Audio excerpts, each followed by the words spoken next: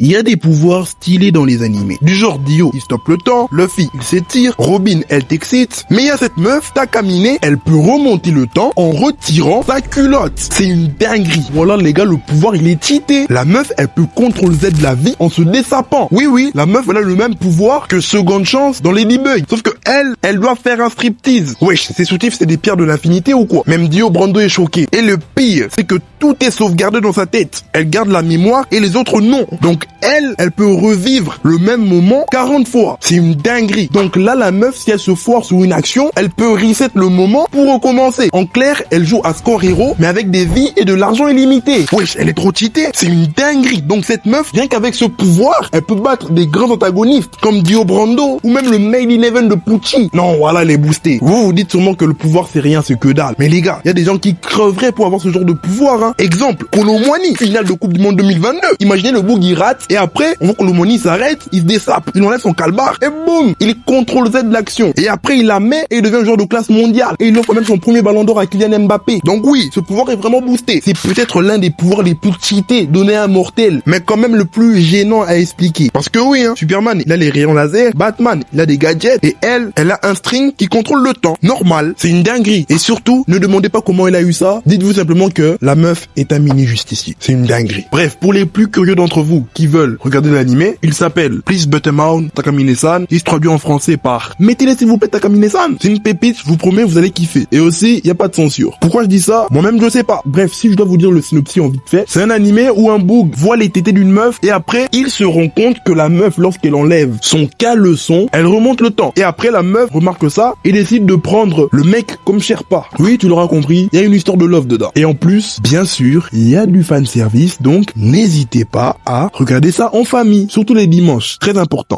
Bref, sur ce, la Collective Team, merci d'avoir suivi la vidéo jusqu'au bout. N'hésitez pas à liker si la vidéo vous a plu et à me dire dans les commentaires si cette meuf peut battre Dio Brando. J'ai fait un débat avec ChatGPT pour ça et je vous jure, j'ai gagné. Bref, n'hésitez pas aussi à vous abonner et à activer la cloche notification parce que oui, je vais pas encore le dire, je suis encore de retour. Mais là, je vous avoue, la Collective Team, ça sent un retour un peu timide. Je vais commencer à faire des vidéos un peu plus courtes comme celle-ci parce que, sans vouloir me répéter, la fac me Balthazar le fion. Dites-vous que là, maintenant, j'ai 6 exposés à préparer et 8 examens à étudier pour la semaine prochaine. Oui, les amis, votre grand youtubeur se fait baiser à la fac. Très cardio tout ça.